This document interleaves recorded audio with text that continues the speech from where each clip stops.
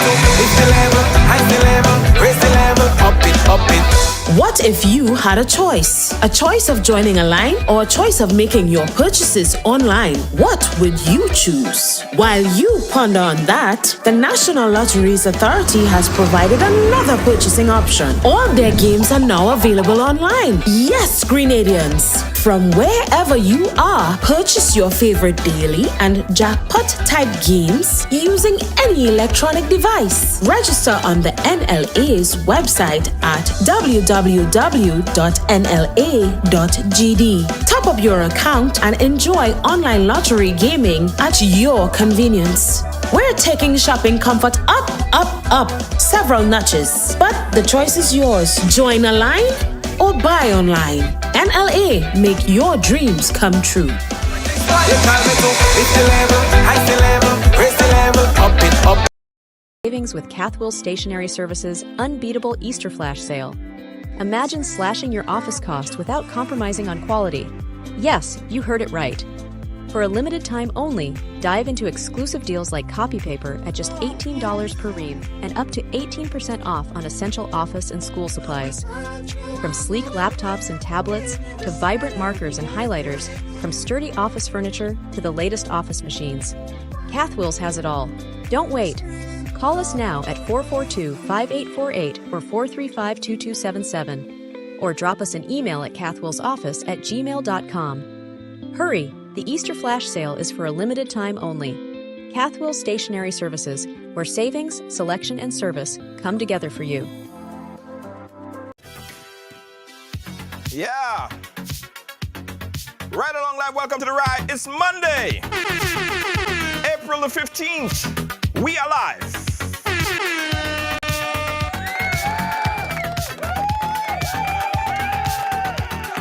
Yeah.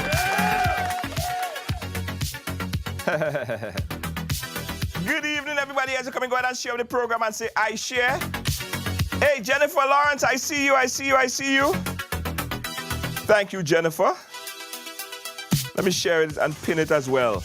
Hey, Monet Williams, how are you? Onika St. John, how you doing? Happy Monday. Feel happy, guys. Natasha, happy Monday, man. Happy Monday.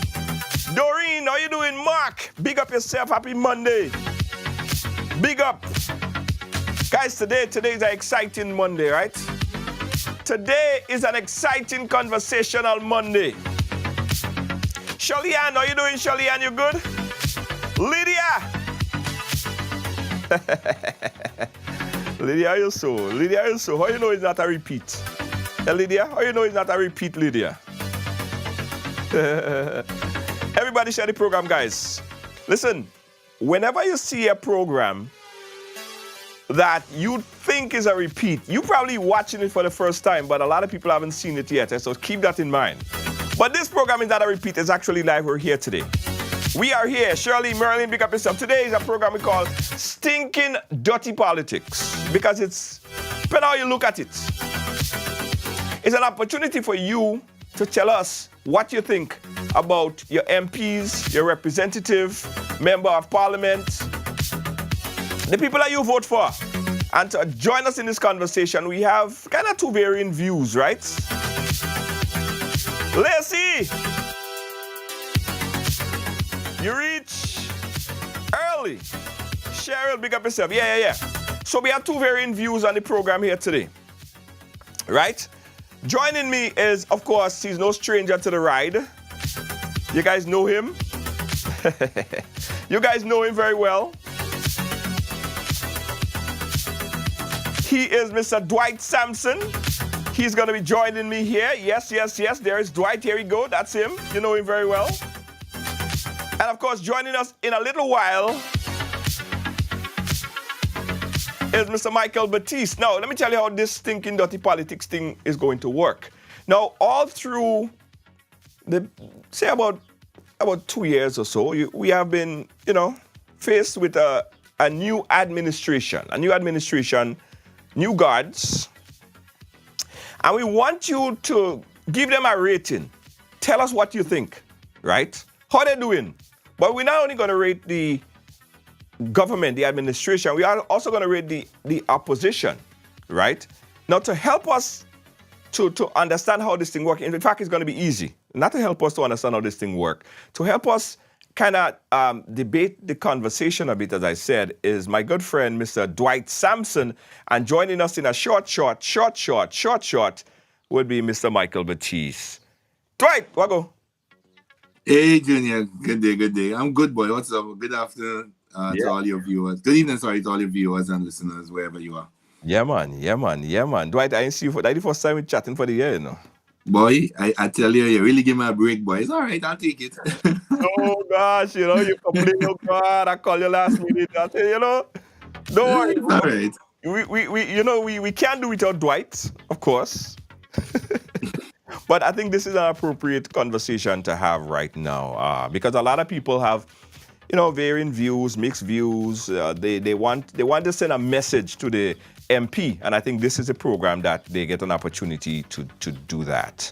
And again, joining us in a little bit is Mr. Michael Batiste. He's going to kind of level out the conversation a little bit so we can have a nice kind of balanced debate conversation on this really, really, really quickly. All right, so Dwight, let's get into it.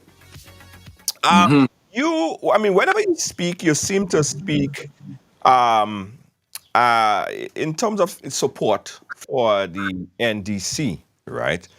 So I guess if I ask you this question, I kind of understand probably what your response would be, right? Based on what how the administration is going thus far, but I still want to ask it. Based on how the administration doing so far, how do you rate them? How are they doing from your perspective? Is this a personal rating? Because let's get that out. Is it a personal or professional? I want you to be as professional about it. Take out your biasness if you have any, and just basically what you've seen, how they're doing, what they're doing, if they're doing what they're supposed to do. Well, I think that question warrants dissecting. In terms of what particular area are we talking about? Are we talking about in terms of leadership style? Are we talking about in terms of implementation of projects and programs and so on? Are we talking about how they interact with their supporters and party affiliates and so on? I think we need to dissect that question in order to provide a level of accuracy in terms of a response. But overall, I do think that this government, I'll give them upwards of 80%. All right. Okay. Upwards of 80%. All right. So let's do this. Michael is going to be joining us very, very shortly. And Michael will help balance out the conversation, as I said, in terms of his views on it, because his view might be a little bit different. All right. So Michael is here to help us more with that. So this is our poll. This is our poll right here, and you guys could see it on the screen. And it will give you guys an opportunity to tell us, basically, tell the world what your thoughts are. And there are 3 indicators that we're looking for, right? In this poll, we're looking at 3 indicators. And I want you to rate the Deacon Mitchell administration. And you rate it in terms of doing good, doing little, or doing nothing. Now, if you deem that this administration is doing good, right? You give them a heart. You press that heart, right? You press that heart. You press that heart. And you keep pressing the heart because you influence other people to press the heart. If you say they're doing little, and you have a little bit, about 5 minutes to conclude that poll, right? If you say they're doing little, you're going to press that thumbs up. That thumbs up is doing little. And then if they're doing nothing, you want to send a strong and serious message to this administration. You are doing nothing. You're going to press that ha-ha, that laugh. You're going to keep pressing it, and you invite other people to call and press it as well, right? Again, we're talking about leadership. We're talking about bringing the country together. We're talking about implementing programs. We are talking about whatever is good for the Grenadian people and the community, Grenada, Carriacou, and Petit Martinique. If you say they're doing good, you're going to press that heart. That doing little, you're going to press that thumbs up. And that doing nothing, you're going to press that ha-ha. Right? So the numbers are going up there, and we're watching it in real time. Dwight, let's talk about administratively, right? How is the government, from your perspective, how do you think that they're actually running the country? Because when they came in, they was accused of being young and inexperienced. What's your thoughts? Well, frankly, Junior, I think for a young government or a youthful government, I think that this government is doing exceptionally well. I mean, one of the things that have been cited during the campaign season was that the government is primarily made up of young persons. Several of I don't think anybody in the current administration, saving for Senator Gloria Thomas, is probably past 50. And so when you look at that cohort of persons, you'll be a little bit edgy. Right. Can these people really effectively run a country? Can these people effectively manage the economy, especially as we're coming out of the COVID-19 pandemic, and they still have the ongoing war in Gaza, the much talked about Gaza situation, the Ukraine and so on.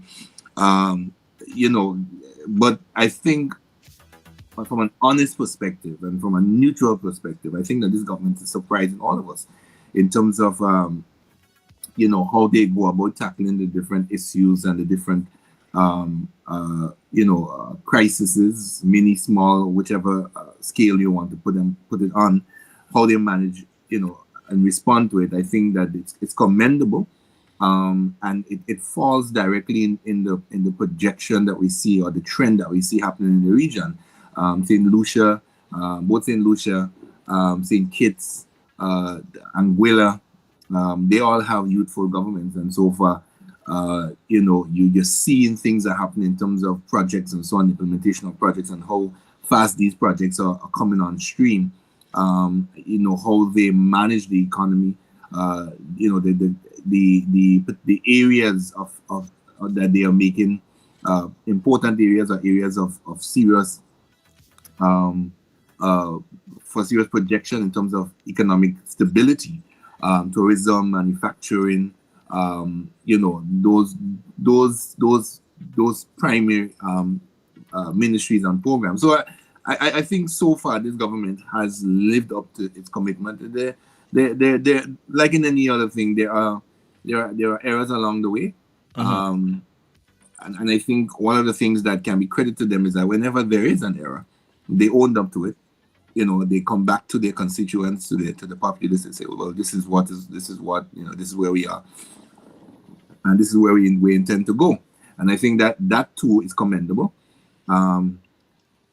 Saving for what we were accustomed to, or what we grew up knowing, and now, it would take a bit of getting used to, or getting accustomed to. But indeed, I think that this government is on a good path, and I think that if they continue on this path, the NDC government will win the next general elections, and probably the following general election. Right. Okay. All right. That's Dwight's perspective on it. We open up the phone lines to get your perspective on it. Michael is going to be here shortly, running a little bit late, but this is what it is, guys. Take a look. Think about everything as it relates to this administration, the Dickon Mitchell-led administration. Are they doing good, doing little, or doing nothing? If they are doing good, in your perspective, if they are doing as expected or better than expected from your perspective, give them a heart. If they're doing little, like 5 of you just voted, doing little, you're going to press the thumbs up. And if they're doing nothing, and you want to show the world and tell them that they're doing nothing, you want to send a strong message that they're doing nothing, you're going to press that, right there. Doing good, doing little, or doing nothing, guys. Keep pressing it and share it on our page as well. We want to send a message. Because listen, whether you like the administration or you don't like the administration, this is that time for them to get the message that you're sending. You probably voted for them and you don't like the direction that they're going now. Your opportunity to send them a strong and serious message. Doing good, doing little, or doing nothing. Dwight, the numbers are picking up. 64-5-3. Wow. It's moving. All right, let's look at it from a perspective of bringing the people together, right? Grenada is a small community and a small country, 110,000 people. And the politics is dirty and it's nasty. In fact, neighbors and friends become enemies because of politics. Do you think that this government is doing enough to bring the people together? To be honest and neutral on that, I personally don't think so. This government is focused on transformation. They focus on building. They focus on implementing. They focus on development and redevelopment, and that is good. All of that is good. But I think one of the struggles of the NDC is really and truly bringing together people. Saving for one or two constituencies where you see a lot is happening within these constituencies in terms of activities, community-based activities, and so on. Constituencies like St. Andrews Northeast, where the caretaker is former Senator Tessa St. Cyr, and Northwest St. George, Senator Jonathan Lacrette, and some of the other constituencies, even St. David's, where the Prime Minister is the MP, and you see activities are happening within these constituencies. St. George's South is another one. One of the struggles of this party is really touching base with their base, the people, their supporters, but despite of that, you do see the MPs in the constituency. You do see them. They are on the ground. They are working. They're meeting with their people. They are providing support for their people and so on. But you see, constituency visits and interacting with people is one thing, and we should never confuse that and actually doing projects or programs within the constituency that could actually bring the constituency together. They consistently, and this is a false narrative that has been pushed by the New National Party.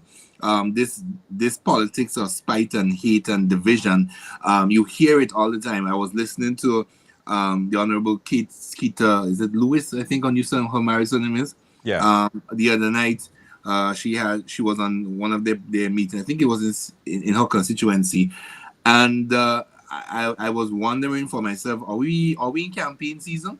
Is there a campaign going on somewhere that we don't know about? Because her tone, her dictation, everything suggests that she was on a political platform. And we cannot continue to push this narrative of separation. At the end of the day, the election campaign was over in 2022. We're in 2024.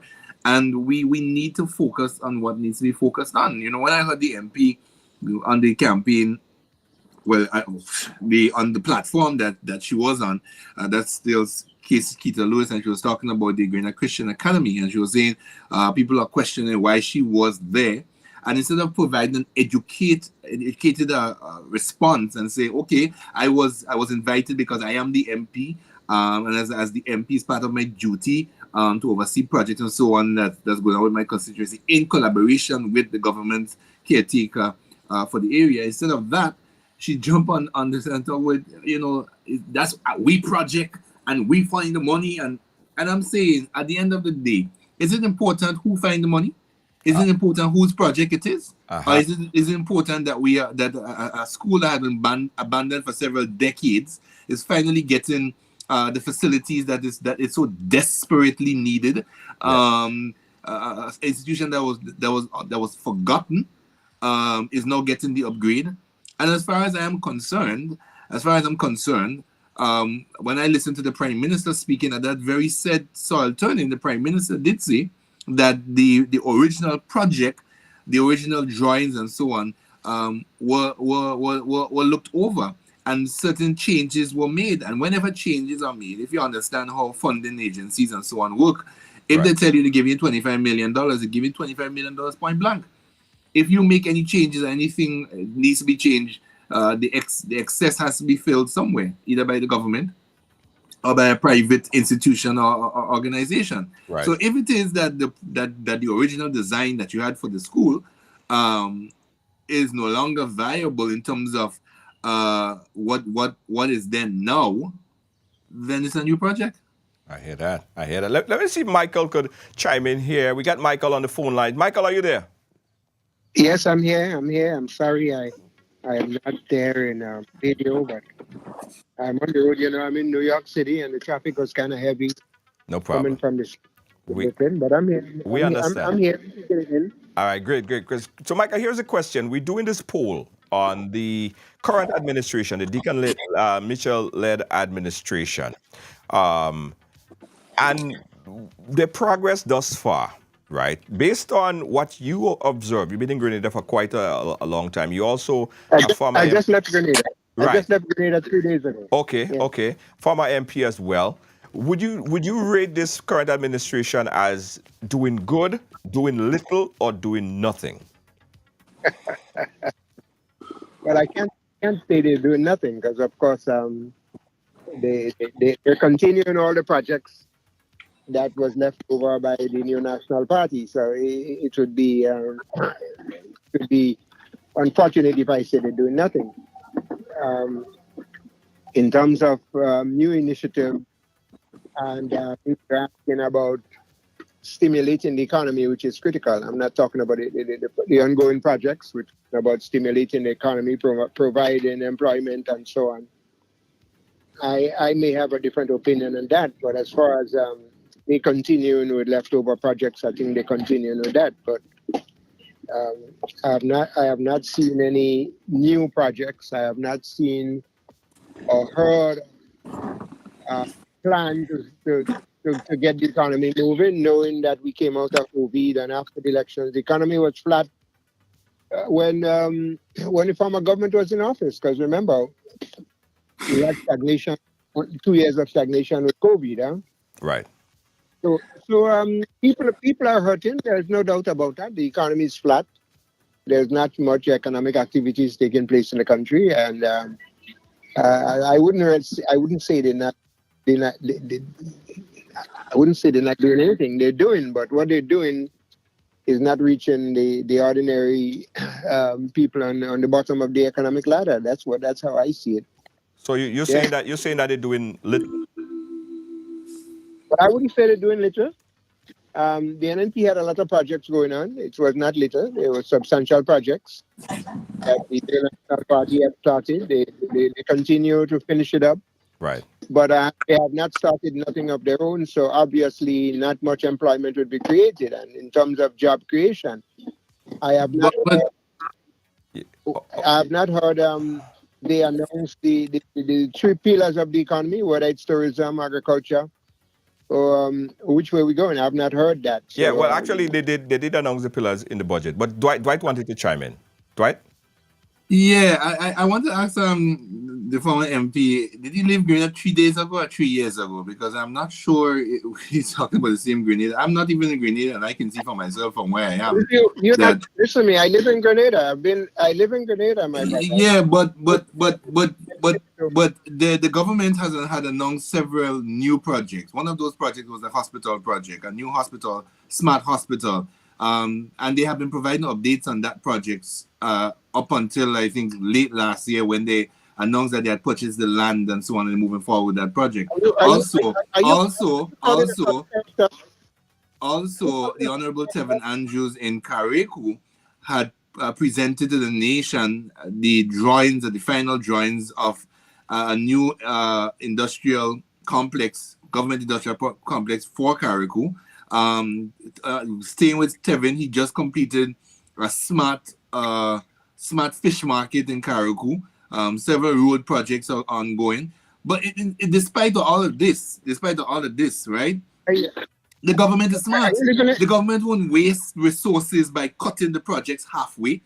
Most of the projects that have been in the pipeline, they've been restructured, as I said before, to make for smarter and faster implementation. And this is evident in the implementation rate. No, these pipeline projects. I thought you was going to give me a chance to continue. I didn't know you was going to be repeating the same thing you said earlier. I'm not repeating the same thing. I'm just responding to you. But go ahead. Well, I don't know if it was time to respond. If you're talking about the announcer hospital, is that on your project? An announcement? There's a prospectus. That's something in the making. Is that on your project? I said they have not come in any new project. If you're talking about, hello? Yeah, we're hearing you. Go ahead, Michael. If you're talking about announcement, we could continue to talk about that. But the projects that you're talking about that was left over by the NNP, sir, those projects were once announcements. We've been hearing them successful elections from since probably 2003 come back, some of these projects. What? And now, only now, they are being implemented. So while these run over, I'm not saying that they are not run over projects, they are run over projects. Some of them they are, but these run over projects are being implemented because there would have been some way in terms of maybe the funding was already done, source, the drawings were already done. So if you have those projects, it's just let me finish. It's better to complete these projects while you're working on, because you as a former government minister know that in order for you to move from an idea as a government into an actual project or start of an actual project, it's a long process. What you said is tantamount to really nothing. You know, we're talking about what the government has done from the time they've been in office. I'm not talking you telling me about projects that's planned and all of that. I'm saying that there's not much economic activities, and you're asking me if I live in Grenada, the same Grenada. Yes, I live in Grenada. I live in Grenville. I live in St. Andrews, to be exact, and I do business in Grenada, for your information. Okay, and now the government did some things that was interesting. They roll back the duties and bring it back to the 219 to give businesses some tax relief in terms of the cost of currency and freight. Well, that was a good initiative, but unfortunately, it didn't trickle down to the mass street, because the price of basic commodity goods on the shelf remain relatively high, very, very high. In terms of the pension, and they paid out the pension. Yes, the pension was paid. It was a good thing, because I'm glad that they obeyed the law of the land. They were able to obey the court order and give people the pension. A lot of people died in poverty without getting something, and that was a good initiative on their part. But unfortunately, that money trickled down. It did not have the impact that was expected, because most of the pensioners kept their money in the banks, and they did not circulate it in the economy. In terms of paying twice a month, well, the jury is still out. People are now broke twice a month. Instead of being broke once a month, they're broke twice a month, because the cost of living are so high at the moment that people are still struggling to make ends meet. The cost of living being high is not a direct blow on the government. We have a global recession taking place. But unfortunately, at home, we have not done anything to cushion that impact. As every day you can see the cost of basic commodities are rising out of control, and those are some of the things that we need to look at that's affecting the ordinary people in terms of activity in the St. Andrews area. There's not much happening. The agriculture sector is non-existent. So there are areas that needs immediate attention. We need to look at the rural economy and see what could be done to stimulate the economy. Whether is the resurrection of agriculture is critical. Right. We had a marketing board. The Prime Minister dismantled marketing board. He came up there with an alternative, talking about buying trucks and going around buying trucks with solar panel. That cannot materialize. That is not a good alternative for the for killing the marketing board. We need to revisit the idea of the marketing board and come up with an appropriate plan whereby small farmers can do like they used to do and sell the produce to the marketing board. Yes, there were. Junior. Hold on. I'll give you a chance to rebut on what he's saying. But really quickly, guys, let me just say this, that you're watching Right Along Live. This is, yes, Dirty Stinking Politics, right? And we're doing a little poll here, guys. We're doing a little poll. I want you guys to chime in on this one. We want you to rate the Deacon Mitchell-led administration. These are the three things that you're going to vote on, guys, or vote with in consideration. Are they doing good? Right now, you're at 87 votes. You press the heart, and you continue to press the heart. You want to invite some friends to press the heart if you think that they're doing good. If you think that they're doing little, like Michael think that they're doing between little and nothing, that's right kind of where he's at, you press in the thumbs up. And if you say they're doing nothing, absolutely nothing, you're gonna press that haha right there. Press it and invite a few friends to press it. Let us know how you rate Mr. Mitchell-led administration. Dwight, go right ahead. Yeah, Junior, I wanted to immediately debunk something that Michael, the Honorable Michael Baptiste just said. And I take personal offense to it. Michael just said that the Prime Minister I want to use the correct word. He said something about the Prime Minister destroy, want a better word, the marketing board. Or the NMP No, did that. I didn't say, oh, no. Hold. So what was the exact word they used, sir? What was the exact word you used? Let me repeat for clarity. I said the Prime Minister has an alternative for the closure of the marketing board. You said that the Prime Minister. You said that the Prime Minister basically took apart or mash up marketing board, and that is the furthest thing. No. He didn't mash up marketing board. He couldn't mash up marketing. He closed it. He said he did away with marketing board, and what he said is that as a replacement for it, farmers must now go to the GDB, buy trucks with solar panels, go around the country, buying fruits and vegetables and selling it to the people as an alternative. Is that an official announcement, sir? Because I've never heard about that. I tell you what, true Junior George. You can give him my number, Junior, if you like. I would send you the clipping where he's saying that. He said, so you live a house away from my aunt, so I can find you when you're back. But anyhow, what I think the word used was dismantle, and yes, the Prime Minister had to make a tough decision when it comes to the Market and National Importing Board. But the National Market and National Importing Board for years has been sucking money from the government because it was not viable. The project as established was not viable. And if you go back and you trace, it's because primarily, but more than likely, it's because of political appointments and so on that have been made through these organizations. It's almost the same thing for the National Insurance Scheme and so on. A lot of these organizations under the NNP had seen a lot of political appointees, and some of these people were not qualified to be sitting on these boards and these organizations, and so they would not have made. Allow you to finish, sir. They would not have made decisions. Yeah. They would not have made decisions in the best interest of Grenada. They would have made decisions in the best interest of the NNP, and as a result of that, we are seeing what we are seeing today. And I am upset that we continue to push this narrative that, you know, the NDC has to fix all and remodel everything. I mean, if it is that the NDC has to fix all and remodel everything, when are they going to get time to govern? Pursuant to that, sir, I notice in every conversation, I've been on this program with you more than once, and in every conversation you speak about the agriculture. And I want to ask a question point blank, but before I do that, I believe it was last week or week before that the Ministry of Agriculture launched a Youth in Agriculture initiative. So to say nothing is going on in agriculture, I mean, it's the furthest thing from the truth. I think one of the challenges that agriculture, the ministry has, is that a lot of the things that are happening within agriculture from a PR and communication standpoint are not publicized, are not being circulated. So you don't necessarily know what's going on within the ministry in terms of policies and so on.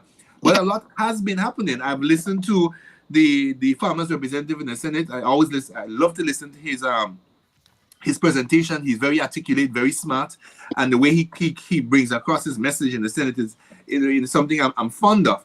And I listen to him all the time. And almost every time he comes back to report that whenever he raises something or he speaks about something, they are being either being answered or movements are being made, you know, to fix the problem. So to say that nothing is happening, I mean, it's the furthest thing from the truth. You know, and we have to be honest in terms of our political rhetoric, because we continue to put this notion out there that nothing is happening in terms of youth, nothing is happening in health, nothing is happening in agriculture. But when you begin to look inside, it may not be, as you said, in terms of when I alluded to the projects, the new hospital and so on, you said that, you know, those are actual projects. So you may not actually see the manifestation or the physicalization of some of these things, but they are happening. Policies and plans and programs are being established and stuff are being done. but we don't see this. We don't hear about it. And I think one of the challenges with this present government is that they need to desperately fix their PR and communication structure and ensure that their populace, their constituents are adequately fed the correct information, because the NNP is on a misinformation. I don't know what to use. This going around the country, pushing all of these misinformation, these sometimes blatant lies that a few days later is being showed up for what it is, and no one speaks about it. When you look at the media in Grenada, the media, I'm not sure what's going on with them, but a lot of the things they're not holding the opposition accountable for the lies that are being spared. And the problem with that is that the NNP base are buying these things as if they're gospel truth. Right. But all what it is basically is desperate attempts by the opposition to regain power. I give Michael an opportunity to speak now. Michael, go ahead. Save your lecturing for people who are not in Grenada, who does not understand what's going on the ground, who are not participating in the day-to-day life of Grenadians. Save that lecture for that. Let me tell you something. It was not long ago the Minister of Health was on Califia program, The Narrative. And he has admitted on the program that the reason why there is no medication at the hospital is because the government, this new government, have not found a way to replenish the inventories at the hospital. So they do not know when the medication is out. But in the meantime, scores of people are dying, including a young lady who died from sickle cell in Soubise recently. She could not afford the medication, and therefore she died. The minister himself was there. Minister Telesford was there, saying that they have to go to the other islands to learn from the other islands. What do they do to keep up with the inventory of medication at the hospital? That I didn't say that. These words didn't come from me. So when you're talking about things that are happening at the hospital, what is it that's happening? The nurses are complaining. There's a shortage of medication in the hospital. You had a minister of education for 18 months. He was more interested in showboating and actually caring about the business of health. In the meantime, scores of people died. When you go to the hospital here, nothing changes there. There's still no medication. As far as chronic disease, sickle cell, high blood pressure, there's not much assistance there for that. And when you go into the hospital, it's just like the hospital of old. There's no medication. Sometimes people have to go outside and buy their own medication, my brother. So you have to live in Grenada. You're talking based on what you're reading on Facebook. I'm talking about what I'm really every day, Michael, I live in watch me. Yeah. I live in Grenada, But you're in New York. In Grenada. Huh? Yeah, guys, you're watching Right Along Live. This is a poll. This is a vote. We are at 133. We have at least about 1 more minute on this, guys.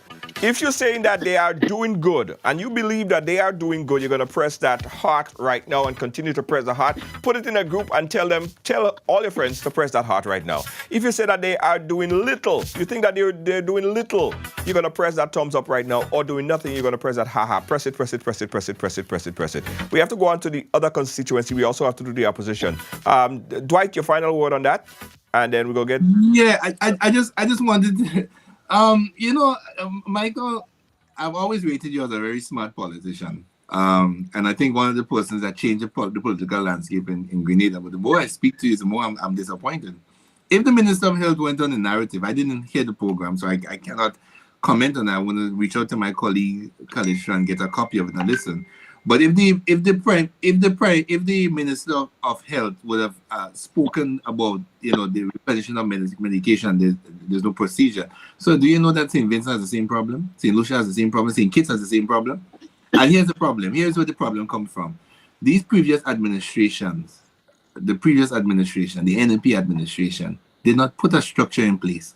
That's the problem.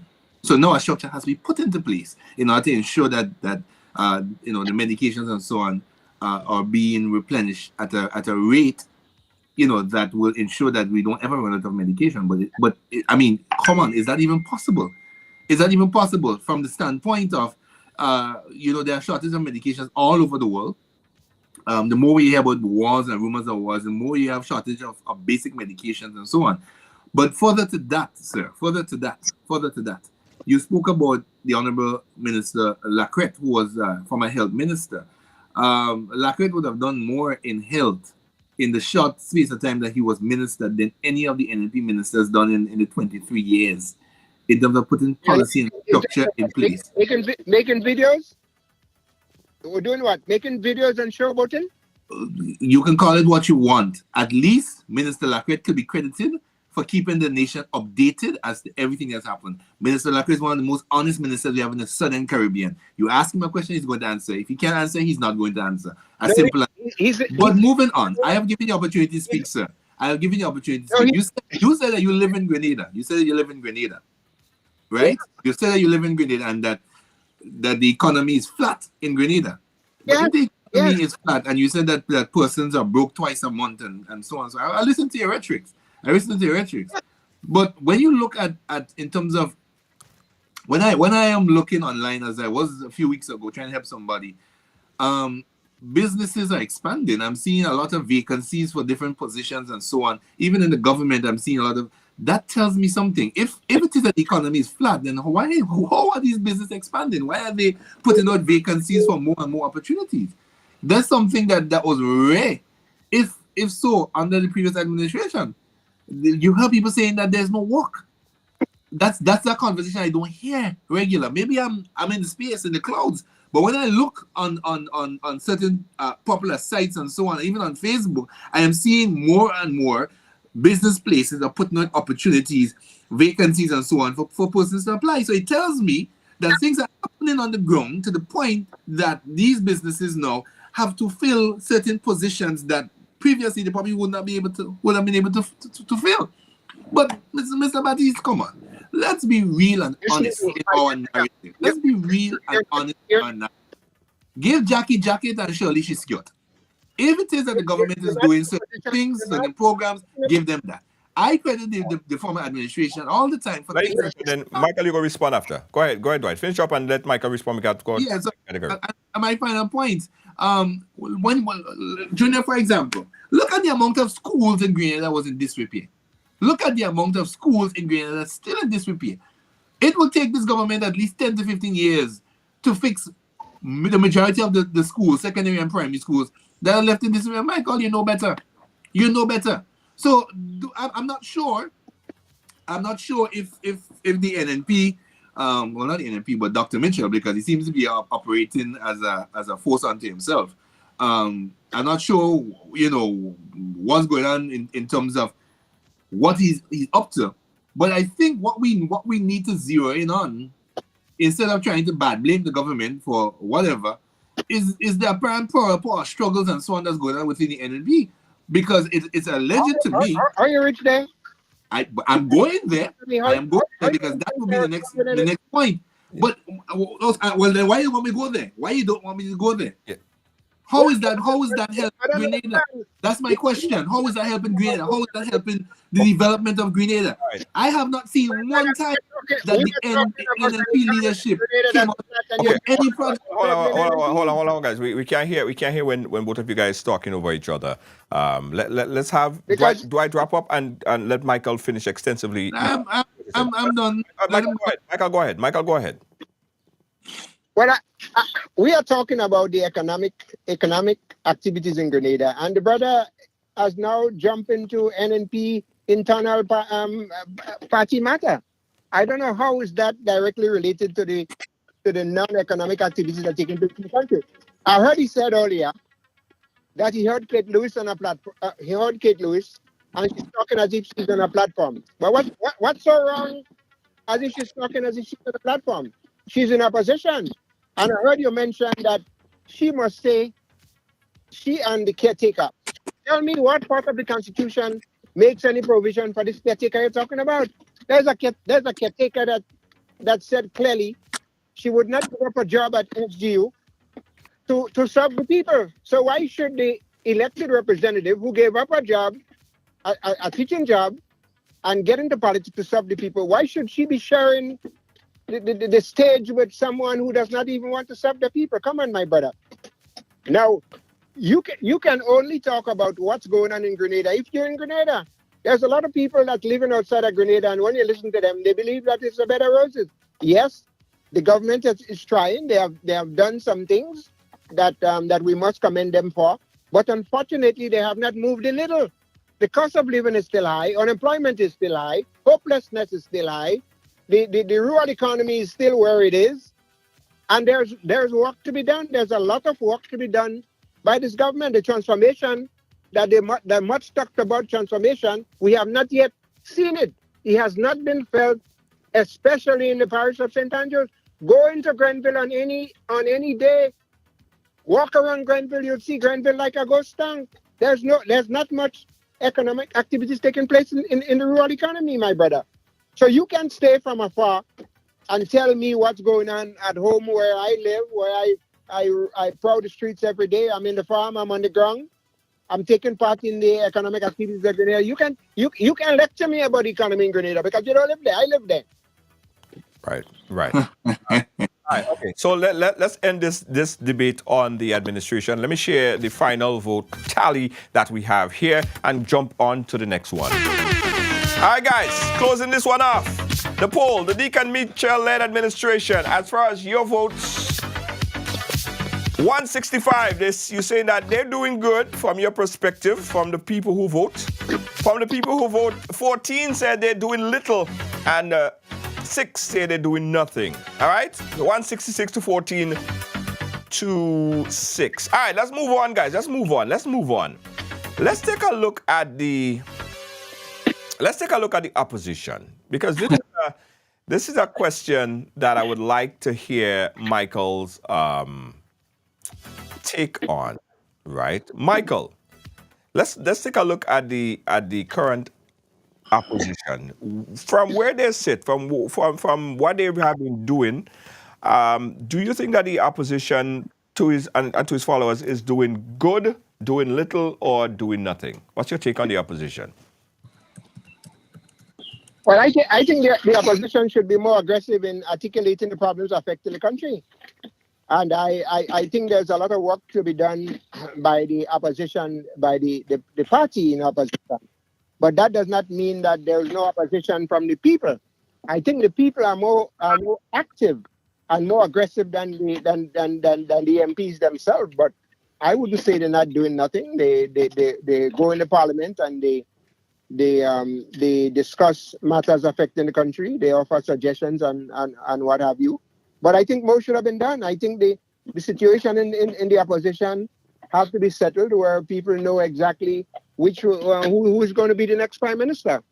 And I think that is something that has to be settled very soon. Right. So as far as the opposition inability at this point to call a date for the convention, do you think that is good for democracy within the party? And how do you look at that? Let me hasten to the conventions in a political party are up to the members of that organization. Right. While I pray and I hope that a party in opposition must be in a state of readiness so as to, when general elections are called, they can come up with a leader.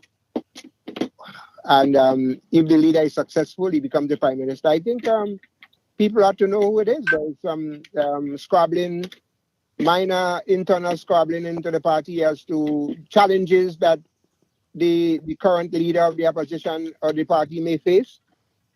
I'm sure that will be settled at the appropriate time. I don't think there's much for the country to worry about. I think there are 5 members in parliament. I think I'm quite satisfied with the stewardship as far as highlighting the inefficiencies by the government. But in terms of they themselves putting their structures in place and coming up with a team and setting the field so that if elections are called, everyone in Grenada would know exactly who is feeling where and who is captain in the team. Yes, I think that needs to be done, and I pray that it will be done as soon as possible. Dwight, your take?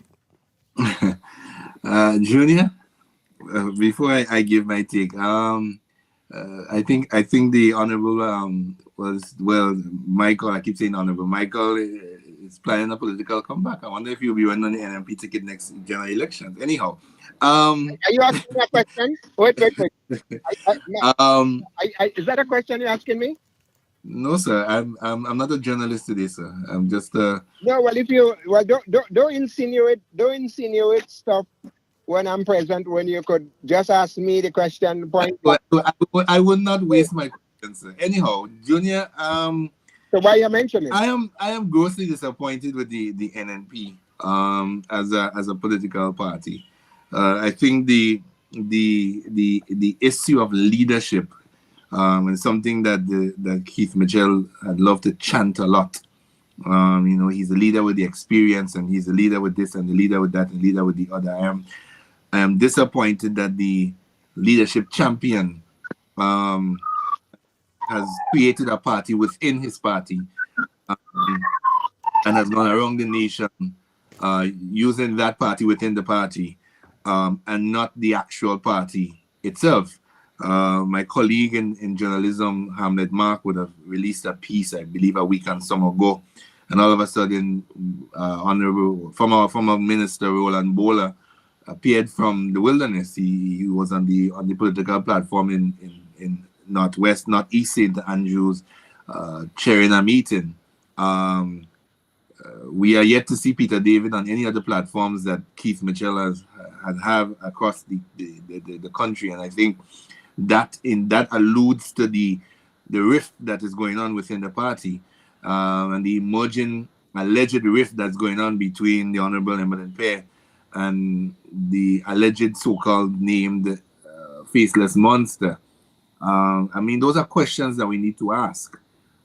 If you cannot fix your structure, if you cannot fix your issues internally, and if you're not a one whole functioning party, then I'm obliged to ask, how are you providing human service to the Ghanaian people as their voice in the parliament?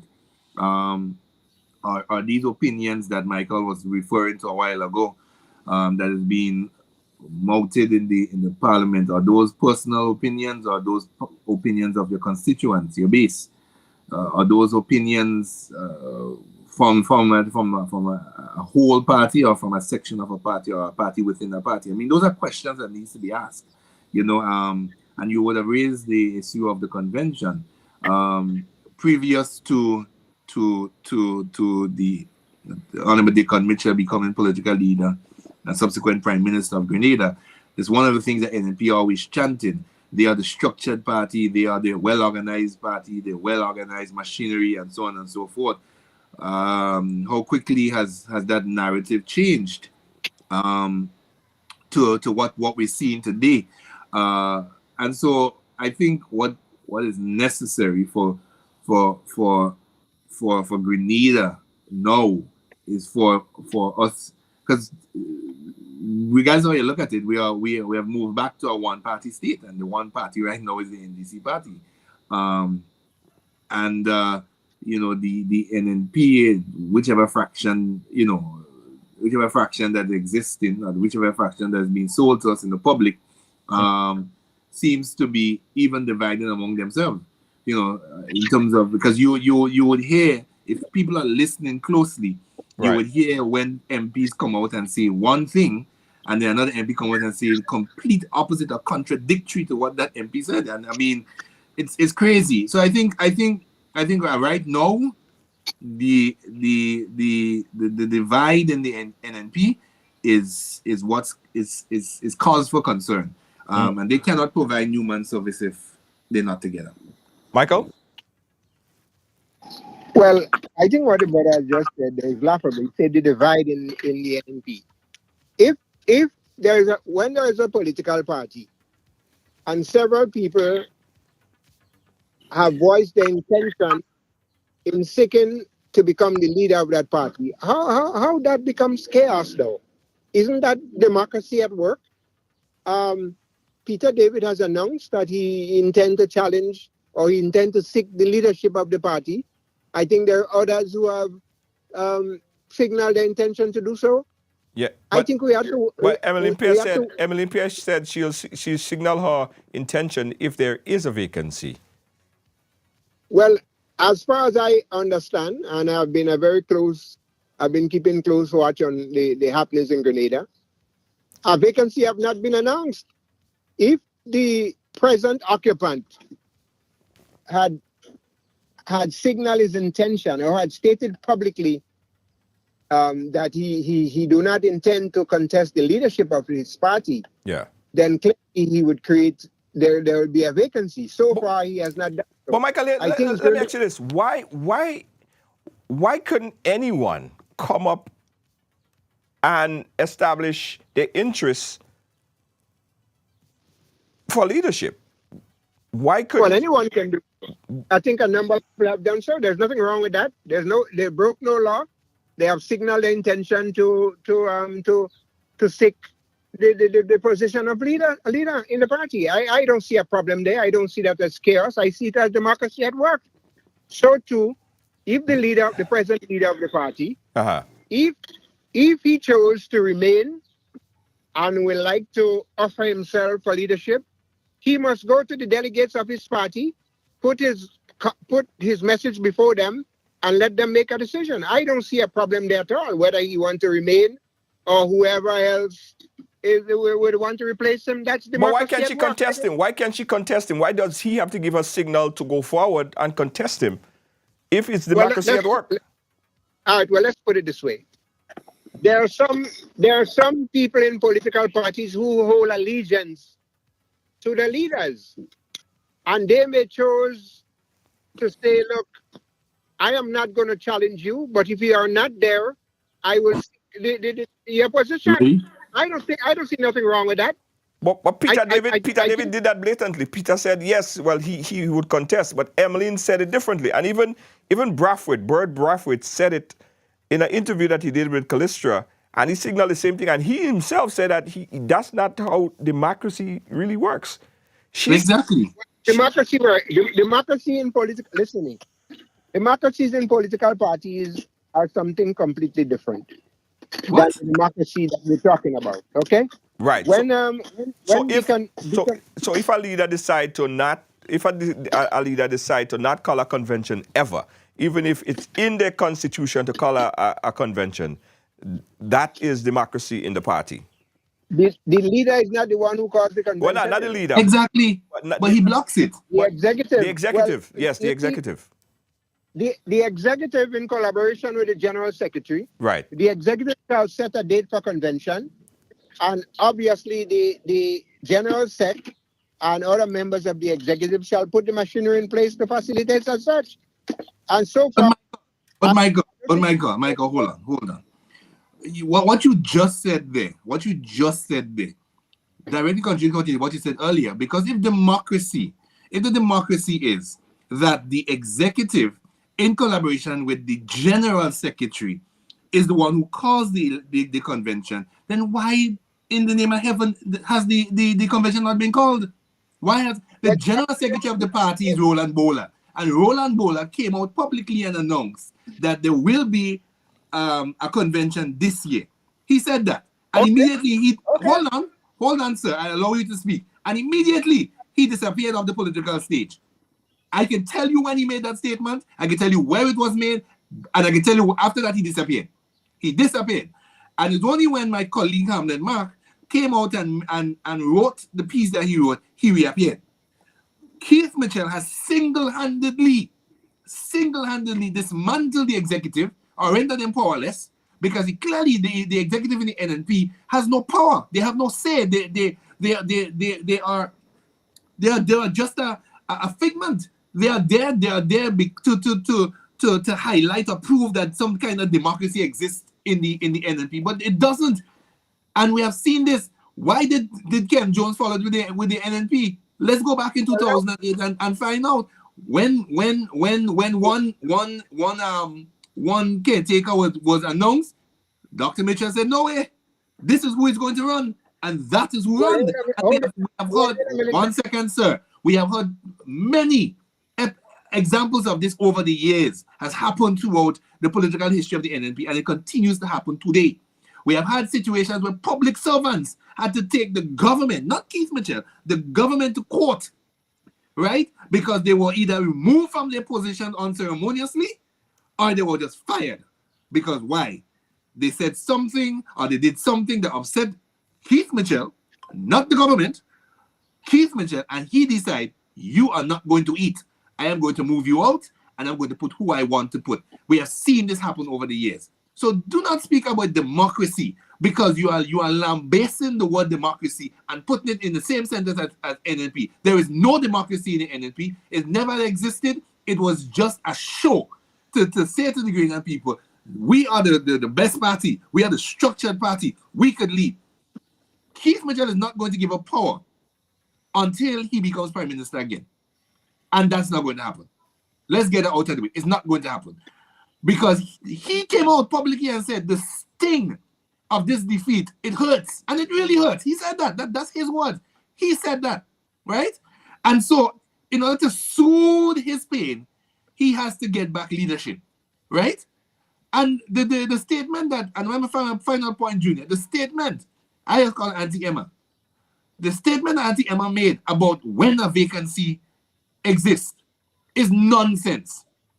It is nonsense because a political leader is a political leader up until the day of the convention. Even if several persons within the party announce that they are going to run for the position, that person who holds the office of political leader is still the political leader up until the moment of the election. You know this. And when the election is concluded, they will then announce if there's been a change or if there has been a remain. Over the years, you're not talking to somebody that was not the NNP. Over the years, every other position on the executive came up for grabs. Never was the position of political leader came up for grabs. Tell me I'm wrong. Tell me that I'm lying. It has never come up it has never been contested. The only position on the executive that has never been contested is political leader. I want to make that very clear. Every other position, and I want somebody in NNP to come on and tell me that I'm lying. Every other position has been contested, but the office of political leader has never been contested. Why? Because it is known in the party that there is a political leader. That's that. Michael? Well, let me hasten to remind the dear brother that as far as democracies in political party, it goes across the board. In Northwest St. Andrews, there was a constituency branch election there where there were two people contesting to become candidates.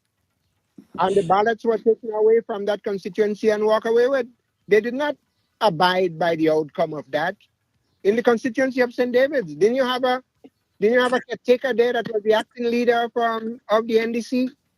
And then we heard that the present prime minister now had bulldozed his way into that constituency and become the candidate for that area with the other guys stepping aside. So there's nothing new there. It happens across the board in all political parties. Political parties in Grenada are not, they do not adhere to the democratic principles as we know it. It's the norm.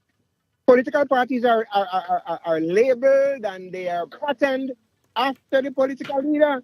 When Ms. Fair said she will not, or she will only contest if there's a vacancy, what she's saying is that the present occupant have not indicated to them that he would not seek re-election.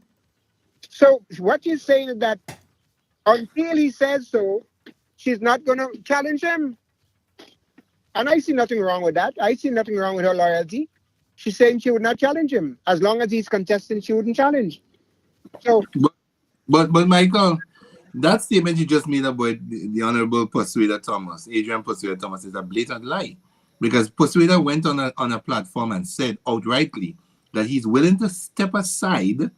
He is willing to step aside and allow for the Honorable Deacon Mitchell to run in the constituency. What you're repeating there is what Ali Dowden said on a platform in St. George, not East, I believe, during the election campaign, which was a lie. And it was debunked by the same honorable gentleman when he came out on another program. I think it was on the NDC Hotby, and he said so.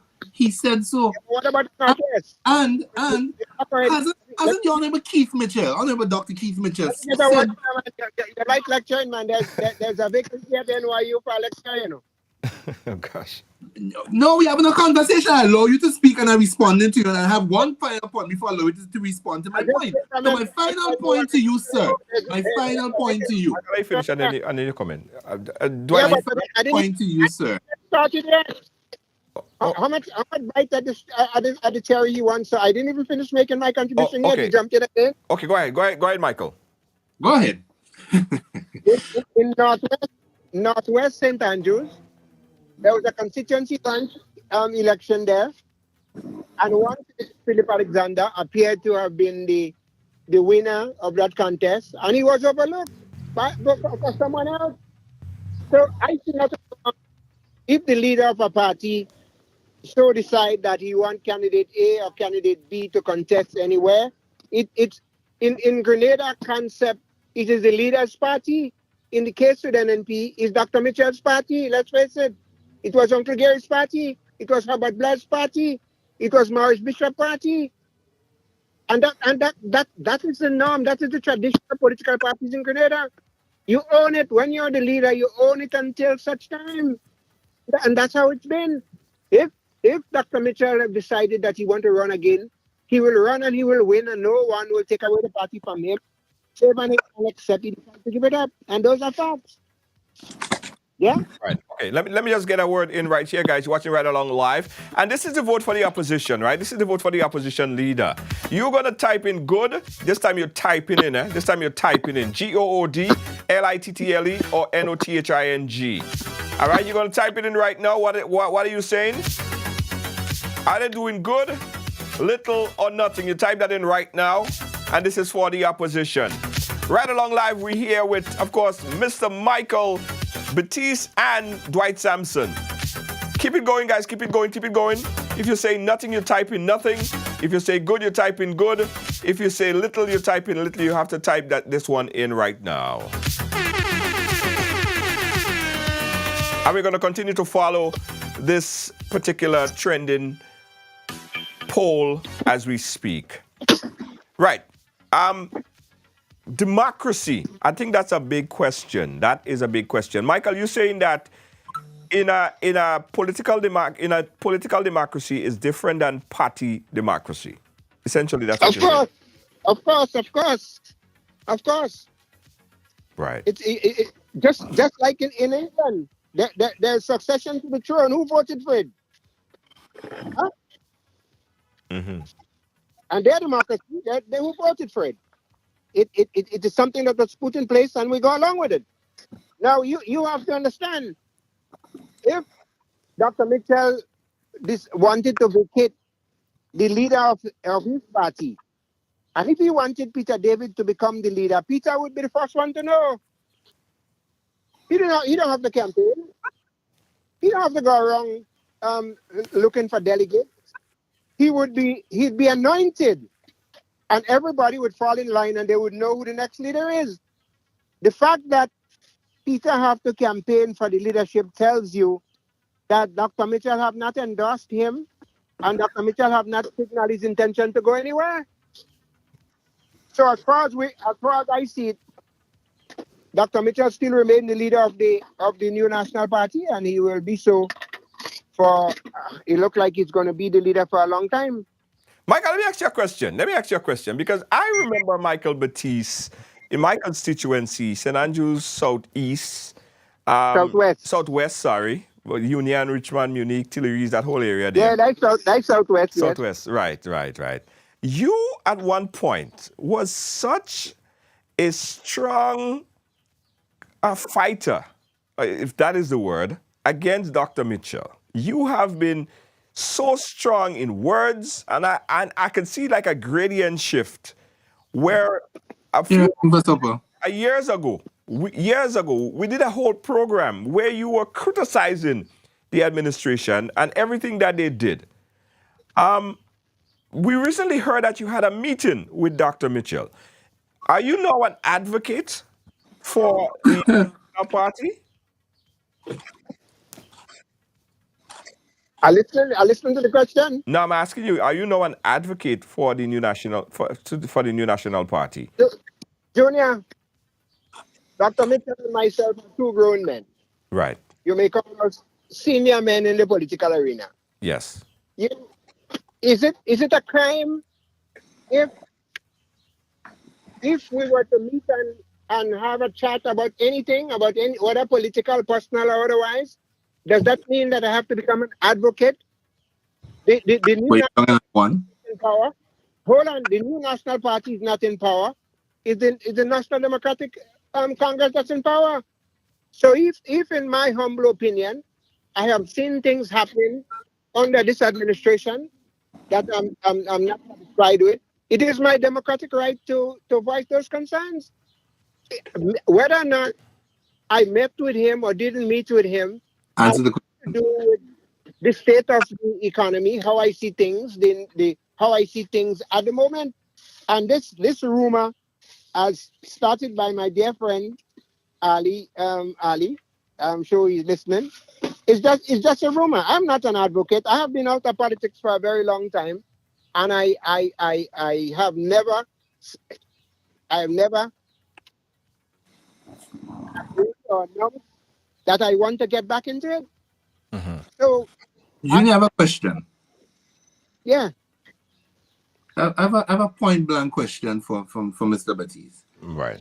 Is it true, Mr. Baptiste, that your theory or your belief or your appreciation for this present government shifted when you I think the what I understand is that you had some machineries that were trying to get into Grenada, and you were promised some sort of concession or the other, and that was not given to you. And from since then, your allegiance or your whatever it is, probably what allegiance is a strong word, a liking for this administration shifted. Is it that? I understand too that you made several attempts to contact the ministry. The minister himself at the time was Persuader, Adrian Persuader Thomas, and he didn't respond to your calls or emails or whichever you would have sent him. Is that true, sir?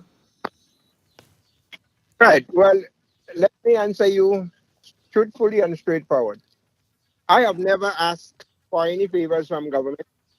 I, as a Grenadian investor, are entitled to the same terms and conditions as foreign investor. The Ministry of Agriculture grants concession to people bringing in agricultural equipment, of which I have brought in many. I don't know why I was selected for that kind of treatment. My opposition to this government have nothing to do with me personally, because I paid my duties. My opposition to this government came from things that they were doing. One, the first one was when the Prime Minister made the statement that Maurice Bishop left us a free Grenada. I thought that was misleading. Number two, starting our independence celebration on October 19th, I thought that was a total insult. Number three, putting Maurice Bishop's face on our 50th anniversary note with the late great Sir Eric Gary, a man who fought for independence, against as opposed to a man who did everything to disrupt the independence. I have a lot of problems with that. And I saw members of his administration doing everything possible to dilute and to minimize the contribution made by the late Sir Eric Gary. Those are some of the issues that I have with them. But the issues that you raise, are those not issues that you can knock on a door and have a conversation about? Well, what do? Do I go and tear up all the $50 note and say, look, Maurice Bishop's face should never be on the same note with Sir Eric Gary? Maurice Bishop fought against independence. He never wanted independence. And therefore, you should not commingle such a historical time with the leader of the country, the father of the nation. You should not commingle his recognition with that of others, and especially someone who was so openly against our independence and did everything to destabilize it. As a matter of fact, he not just tried to destabilize our independence, he abolished our constitution. But Michael, I'm under 50, so I'm a bit young, but I understand that the same great Sir Eric Matthew Gary, father of independence, father of our nation, also had a gang called the Mongoose Gang that went around the country beating up people. So even if he did all that for the so-called poor and vulnerable and would have, amassed being called the father of the nation and so on, he still had a side of him that was questionable. Well, in similar stead, I can see Maurice Bishop would have fought. You said that Maurice Bishop would have fought against independence, but Right. Maurice Bishop built an international airport. Maurice Bishop was the mastermind behind educated Grenada, and would have established the link between Grenada Stop and that Cuba. nonsense. Stop that nonsense and stop it quick. How Yeah. much schools did Maurice Bishop build? Yeah, I could see we getting into this debate, and Michael is a person that you don't want to start a debate with against Eric Matthew Gary. Sorry, Eric Matthew Gary. I'm not starting a debate. I'm asking point blank questions because there's a flip side to the coin. Yeah. If you want to say I don't understand. I don't understand the nonsense you're telling me about Hibil Airport. When he came in there was a plane landed there. The GRP government bought the lands from the McIntyres and other people in the area. The site for the airport was identified. So I don't know what you tell me he built the airport. He continued with the plans that Eric Gary had. He abolished the Constitution, sent thousands of Grenadians in poverty. He jailed several people without a trial, without a charge, over 400 of them, including the Prime Minister's uncle, ooh la la. So when the Prime Minister is out here misleading the nation, telling us that Bishop left us a free Grenada, I just can't support that. Because well, again, that's your personal opinion. But I said there's no blame to go around the table. But moving along, Junior. Take the conversation into a debate. right, between well, all Maurice right. So you ask a question, and I tell you what. Yeah. So don't make it appear as if it's something personal. It's not something personal. I Right. paid my duties on my equipment, and that would not, in one way or the other, cause my support because I'm not looking for handouts. I have given you the reasons why I am in a position to the government, and I give you the reasons why, and those are my reasons why I totally oppose to them. Yes. Well, I still believe that the concession has a part to play in it. But anyhow, moving along. No. Okay. All right, guys, let's take a look at the poll again. We're looking at the opposition leader and the vote. We are going for doing good. You type in the word good. Doing little, you type in the word little. Or doing nothing, you type in the word nothing. Right now, we are 35. We are 1 to 0 to 35. Keep voting. Share it. Ask someone else to come in and vote as well. Doing good, you type in the word good. Doing little, you type in the word little. And doing nothing, you type in the word nothing. We're going to have this poll open again for another 5 minutes or so while we continue this debate and conversation right here. Right along live. Good, you type in the word good. Little, you type in the word little. And nothing, you type in the word nothing right there. And your vote will count. Michael, let me ask you a question. Do you think Dr. Mitchell and the NNP is a stronger party in opposition? Let me answer you truthfully to that. The new National Party is the strongest political party in the country. Yes, they have more grassroots support than any other organization in the country. Now and again, Which section? the supporters, for whatever reason, the supporters stay at home or they vote against the party. That's another issue. But if you go back and you look at the record and the voting pattern, you would see naturally that the new National Party base support is far greater than that of NDC. And if every NNP supporter come out and vote, you can't count them out. They will always be a threat in Grenada politics. And Dr. Mitchell himself, once he is involved in the leadership of any of his party, you can't count him out. Because he's the most successful. Yeah, but the poll, Hamlet Mark did an interview with Kim, and he said that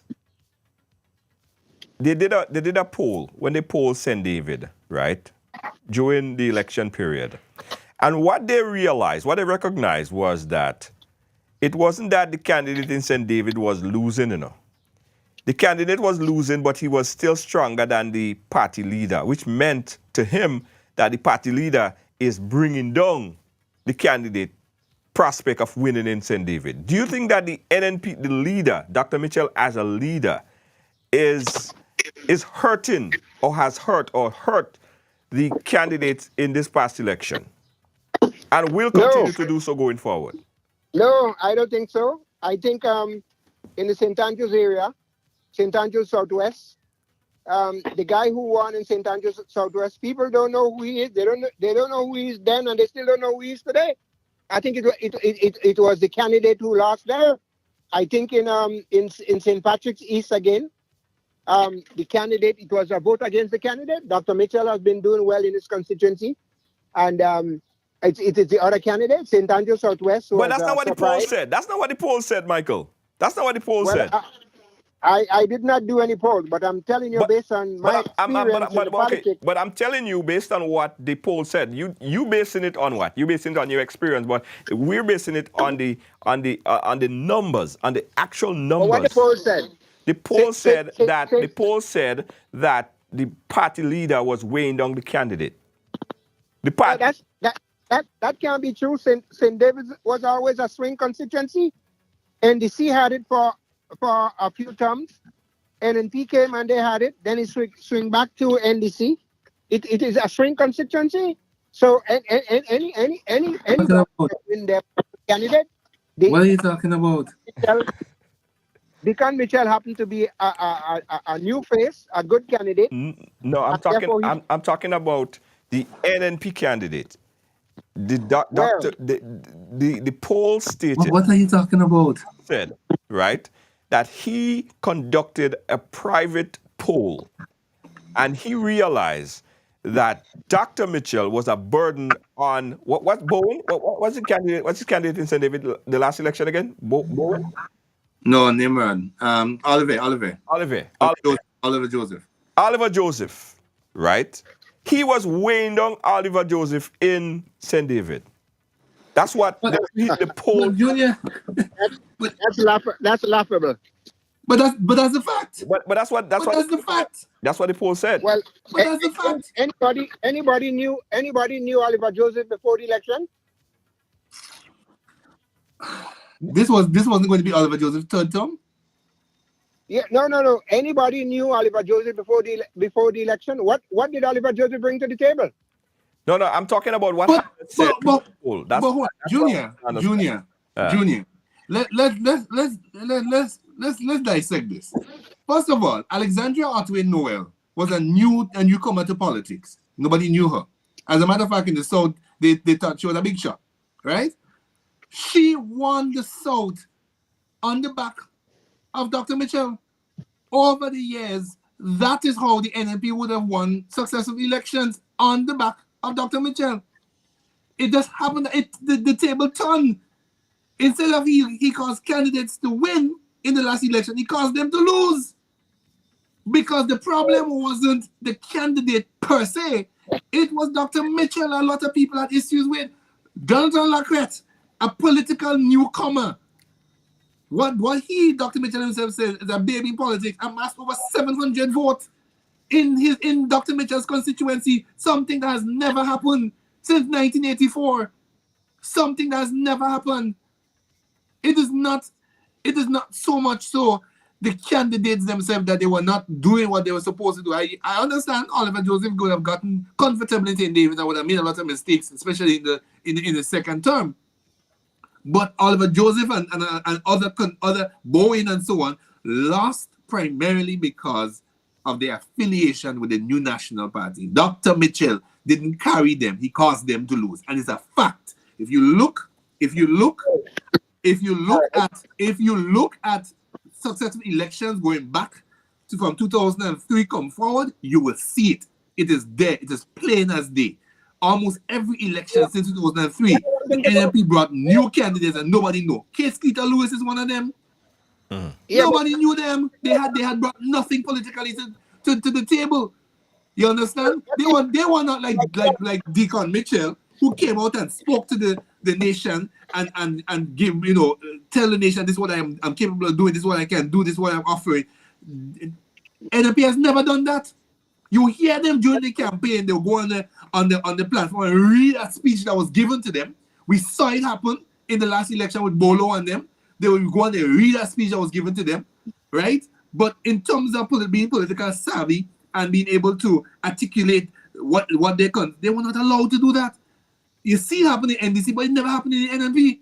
So previous to the last election and successful elections before that, candidates would have won on the back of Dr. Mitchell. In the last election of 2022, they lost on his back. And the Honorable Delma Thomas alluded to this.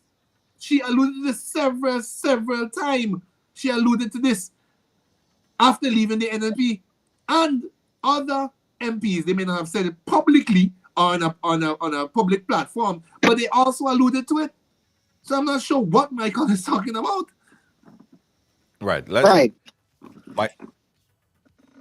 Michael? Well, if my brother Dwight, if what you have so eloquently uttered is so, then you should be pushing for Dr. Mitchell to stay. If he's hurting the candidates, then I'll allow him to stay and let the NDC get a 15-0 because what you I do not have a stake in whether Dr. Mitchell go or whether Dr. Mitchell stays. I don't have a stake in that. again. I don't have a stake in whether Dr. Mitchell goes or Dr. Mitchell stays. Right? I maybe it's a good thing for the NDC if he stays. Maybe not. I don't know. But what I'm saying is, let us get the facts straight. Let us not try to confuse the listening audience. Let us get the facts straight. The fact of the matter is, in previous elections, prior to 2022, Dr. Mitchell could have found somebody from inside the road and dressed them up and bring them, put them on a political platform, and they would have won on his back. We see it happen. Delma Thomas is one. Skeeter Lewis is one. We've seen that Pamela Moses would have probably been one if it is that she run in that particular election. But we've seen it happen. Alexandria Otway Noel is one. We've seen it happen. I mean, yes, they would have done their political work and gone around in the constituency and so on and so forth. But what have they brought? Have people known them? Were they on the ground? The days when politics were like when you run and so on, and you're by every rum shop or every street corner and you're interacting with people, that kind of politics had become null and void under the NNP. They still see them in the election, and after the election they disappear. You don't see them again. You will notice the vehicle passing through the constituency if they live in your constituency. But that's about it. All right, guys, let's show where we at with the polls one more time. If you are saying, and again, it's open for anyone and everyone to vote. You type in good, little, or nothing.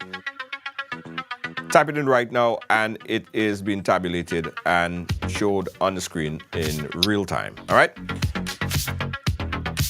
Michael, you want a last word on that?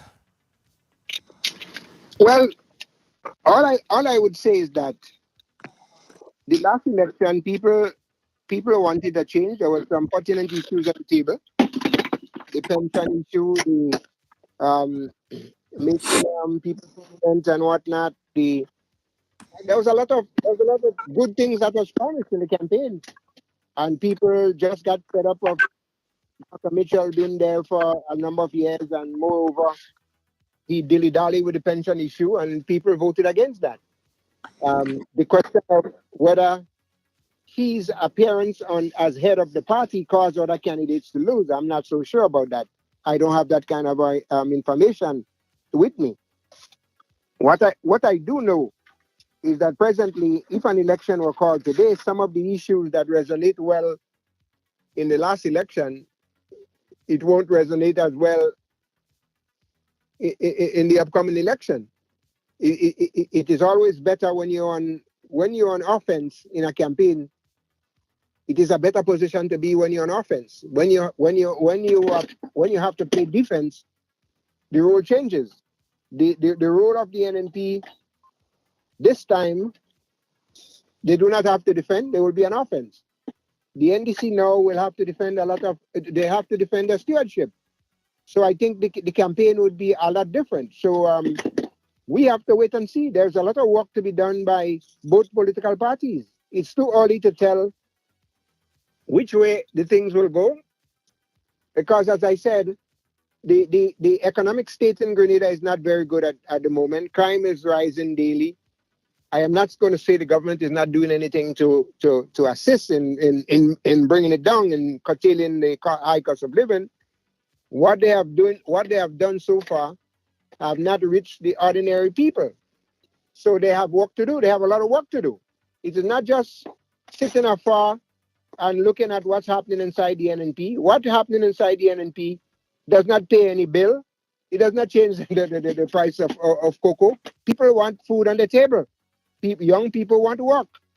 Businesses want to see a better economy where money is circulating so they can make a profit on their return. And I think those are the key issues that will be ventilated in the next election. It's not whether there's democracy inside NNP. It's not whether or not Dr. Mitchell goes or he stays. The question is, would the country better off then on the NDC than it was on the NNP? Those are the questions that people would be answering. So I look forward to staying on the sidelines. Yeah. And watching the activities. But as it stands now, it's there's a task ahead for this government. Right. Because things are bad and it's not getting any better. Do you agree with Bert Brathwaite, who said on the program that the longer Dr. Kit Mitchell stays there as leader of the party, he's causing more internal pain on the party to restructure itself? Do you agree? I don't. No, I don't. I don't agree with that statement. I believe the NNP belongs to Dr. Mitchell. I think from the time 1989, from the time he took it from Robert Blaise, he built it, he suffered with it, he won with it, and I think he's going to do what he wants to do with it. I don't think you and I will see anybody coming out from anywhere and taking that party from him, save and except he has agreed to them. And I think this idea of this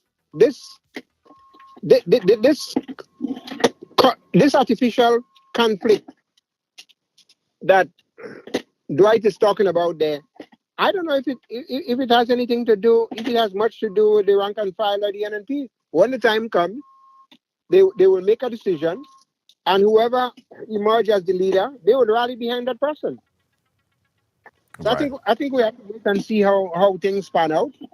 The party itself, you have to sort out itself. They have the instruments in place to call the convention. When they call the convention, whoever emerges will emerge a strong person, and we'll take it from there. Thomason Cador is saying the GULP syndrome, and you know that very well, that syndrome where the party was Gary was the party. After Gary died and left, even you tried to resurrect the party, but were not able to be as strong force as when Gary was there. Do you think that? He's right about that. He's right about that, and I alluded to that before, you know. Uh-huh. I said political parties in Grenada are owned by the leaders. Didn't I tell you that? Yes, you did. You did. But that's what I'm saying. So- Is that good for the party, where the party becomes him and he becomes a party? So It's not good for the country. right. It's not good for the country. NDC was like that too, until Deacon came about. They were bouncing around looking for a leader. We have that problem in the Caribbean, and especially in Grenada. Political leaders own parties. They bring in who they want, Right. and they turn away who they want. When Peter David came into the party, Right. you think the executive had to vote on he coming in? No, he was ushered in.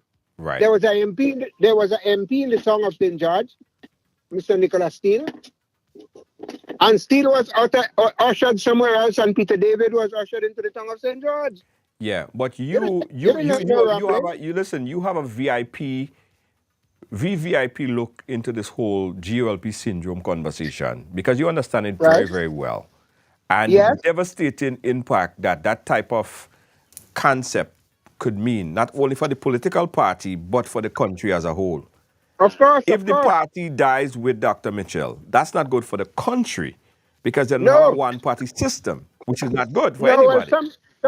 something will emerge, but that is how it's always been. The GNP died with Robert Blaise. The NJM died with Maurice Bishop. The the GOLP died with Uncle Gary. Right. So that's why you should be advising.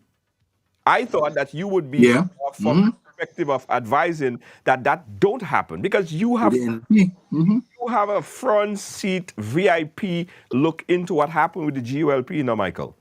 You were there. So what can I do? What should I do? Tell So me. what I'm saying is that because you have that knowledge and you could articulate just what you articulated to us here, mean that you could have the same conversation to your colleagues in the New National Party, because you They're understand what not my happened. colleagues. Wait, hold.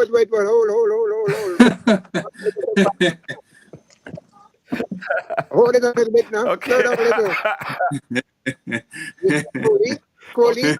Well, I don't know what they are. I'm just saying. They are your colleagues, Michael. They are your colleagues. Oh my God, you understand this so well. You understand this so well that this should Yeah. not happen. The party should be a democratically run party where a leader should emerge after this leader has gone, and so we don't have the GOLP syndrome. There is no democracy inside political parties. But Michael, this is my point that I'm getting at. I'm saying that you understand the GOLP syndrome. You Yes. understand that. So we should not allow this to happen again. Right? Well, I am sure the leader is thinking that when he leads his party into the next election, if he's successful, then a leader would emerge. What if he's not successful? What if he's not successful? What happens? Well, if he's not successful, then the party have to rebuild.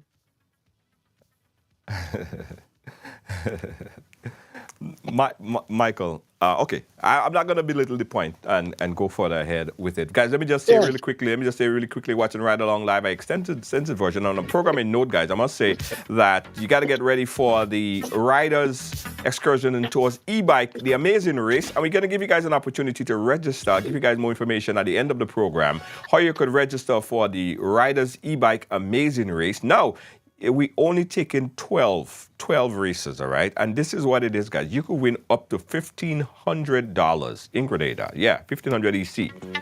Register now. Or for more information, I'll give it at the end of the program. Is the amazing race. There are obstacle courses. There are things you need to accomplish before you get to the final leg of the race. But register will give you all that information. It's the Riders Excursions and Tours amazing race, and that's happening on May 26th. Tune in at the end of the program for more information on that. All right, guys, we're going way above the program in time. Let me look at the it's always like that. Let's look at the poll. The polls are saying 45 doing nothing, 6 doing good, and 1 doing little as an opposition party, as an opposition force in Grenada. All right. I think we have to close off on this segment of the program. We may have to do something again. Michael, any closing word before we wrap up? Well, I regret it. I could not appear on video, but the traffic in New York City did not allow that. It was coming from Manhattan and what have you. No problem. But it's my pleasure to be here with Dwight, even though Dwight appeared to be more of a lecturer than to me this evening. But things are there's a lot of work to be done for both political parties in Grenada. The economy is not very good at the moment. I think the Prime Minister have to settle down, stay on the ground, and put systems in place to minimize the hardships that are taking place in Grenada. There's a lot of things that he did not cause, but as they say, the buck stops with him. So there's work to be done. That's all I would say at the moment. There's a lot of work to be done. Thank you so much, Michael. We appreciate you, my brother. Yes, man. Yeah. Dwight?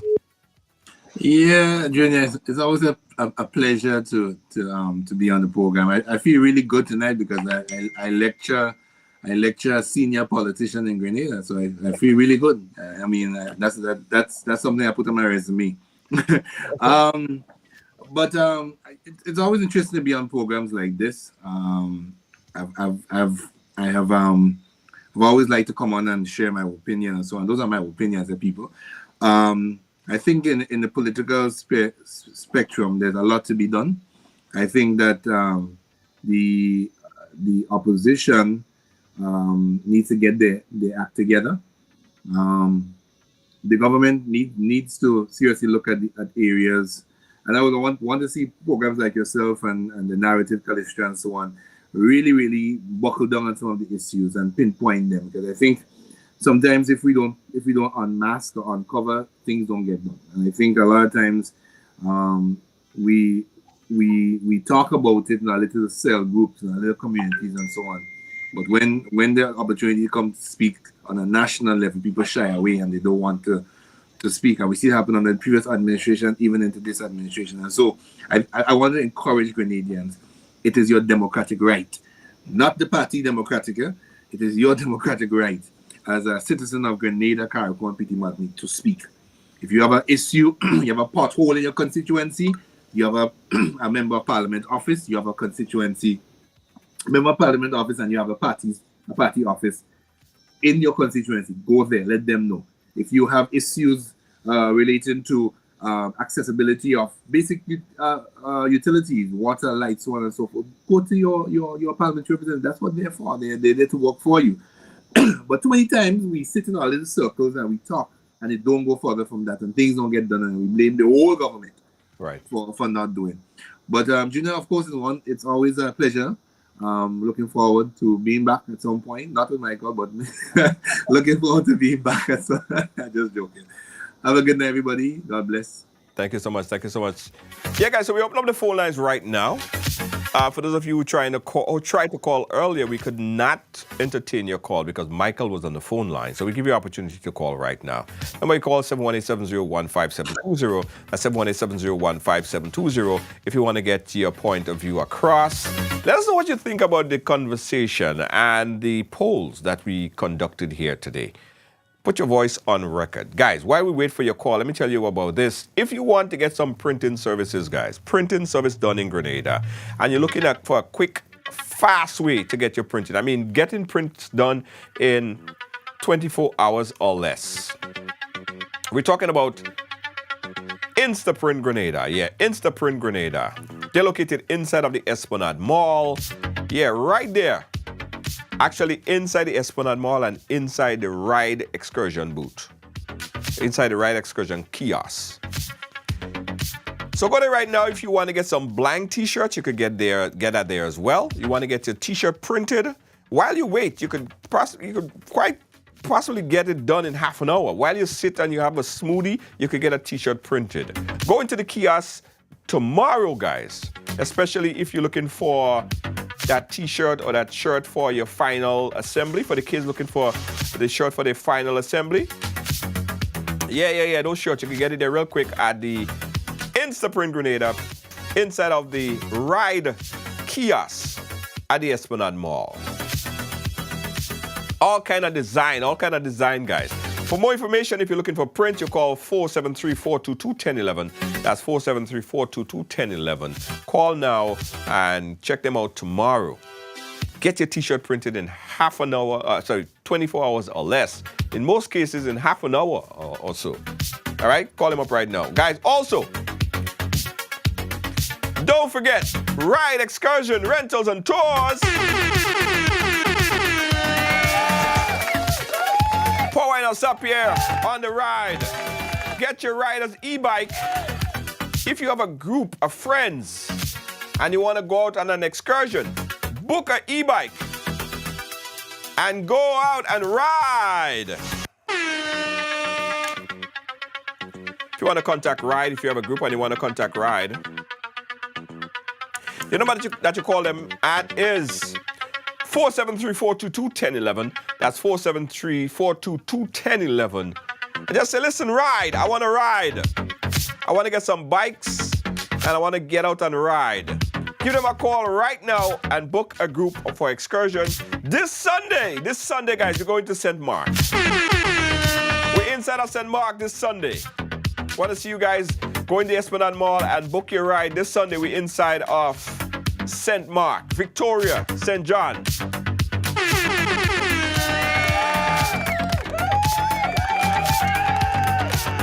St. Mark and St. John this Sunday, okay? St. Mark and St. John this Sunday. Ride Excursion, Rentals and Tours. We'll be right back. For an exhilarating adventure? Then look no further than Ride Excursions and Tours. Get ready to explore the great outdoors like never before with our powerful e-bikes. Discover breathtaking sightseeing tours around the island. Feel the wind in your hair and experience nature in its purest form. Now, whether you're a seasoned rider or a beginner, our e-bikes are perfect for everyone. Call us at 473-422-1011 to book your excursion or visit ridersebikes.com. That's ridersebike.com to reserve your spot. Unleash your adventurous spirit with Ride Excursions and Tours, where every journey becomes an unforgettable adventure.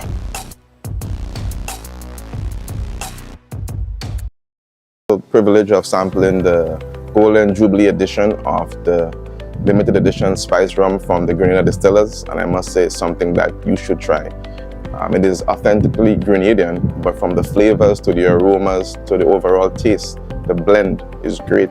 It's light, it's golden like the Golden Jubilee, and I think it can make any collector's shelves anywhere in the world.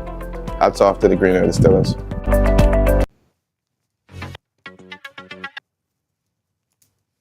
Guys, let me tell you all about what's happening for Spice Mass launch here in NYC, all right?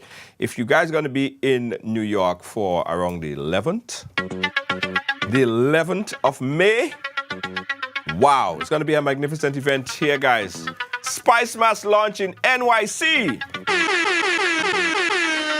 Tickets available right now, May 11th. Lava Man, Boy Z, a host of superstars.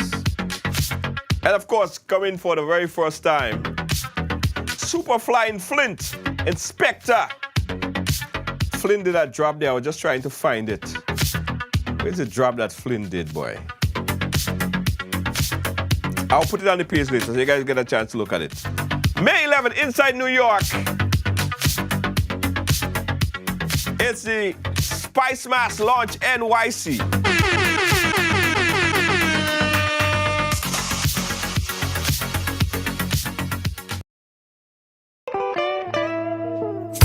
I want you folks to play these 3 games from the NLA.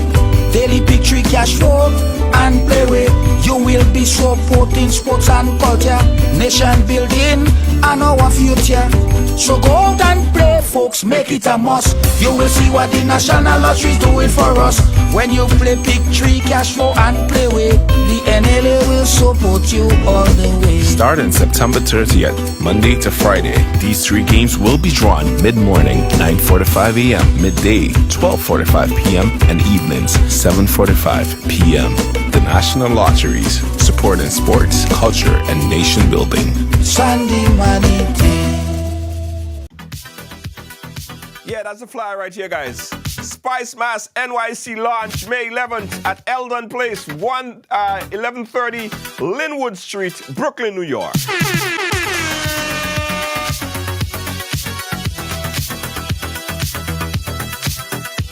We got tickets. Inbox me if you need tickets for this event. It's gonna be a zoovie.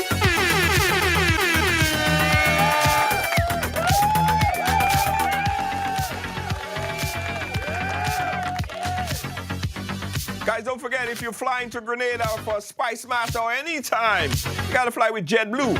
Yeah, man, get ready, fly with JetBlue. Heading off to Grenada. Remember, 2 flights a day from JFK. And of course, if you're in Boston, every Saturday, Boston to Grenada.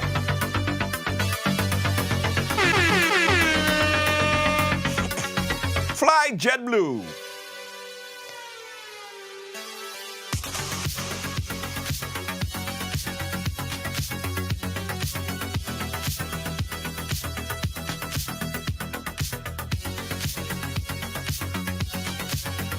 Guys, don't forget that Ride E-Bikes Excursions and Tours. Ride E-Bike Excursions and Tours. Rent your e-bikes today, or tomorrow. Don't forget, this Sunday, we're heading off to St. Mark. Victoria, we coming.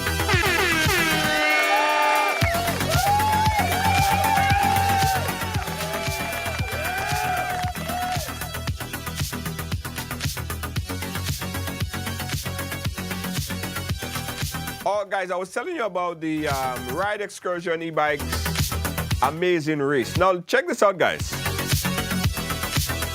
If you want to be a part of this race, this is an amazing race. We're starting off by the Esplanade Mall. The race will head to the quarantine point, but along the way, there are some obstacle courses. There are some things that you need to pick up. So you'll be given instructions as to where these things are. You have to find it, and find it. And then head off to the quarantine point and head back to the Esplanade Mall. If you think you could do this, if you're interested, give us a call right now, 473-422-1011, and register. Registration is only $100, but get this, you could win $1,500. First place, $1,500. Second place, $500, and third place, $300. Can't go wrong. Call this number right now, 473-422-1011, and register for the Riders E-Bike Excursions and Tours Amazing Race, and that's happening on May 26.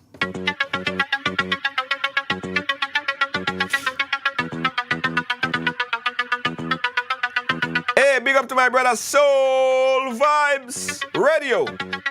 Big up yourself, my brother. Thanks again for watching. Thanks for being a part of our program, guys. We appreciate you so much. To all of our true riders. Yeah. You know who you are. On the behalf of all of our production team here at Ride Along Live, our senior executive producer, Lois JJ. I call her the boss. Boss lady. And of course, our moderators in charge. We have Kibbs, we have Gail. Everyone on Team Ride Along, we say thank you, and thank you. Jacoby! Gotta show your fist. Come on, look closer. Yay! That's my son, aka my twin.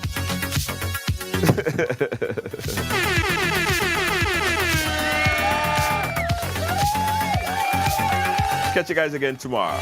Peace out. Don't forget, if you want to advertise and Ride Along Live, it pays to advertise. With us and reach millions daily, weekly, monthly. Yeah, over 10 million per month. It pays to advertise with us. Reach more and let us send your business viral. Advertise with us and reach more.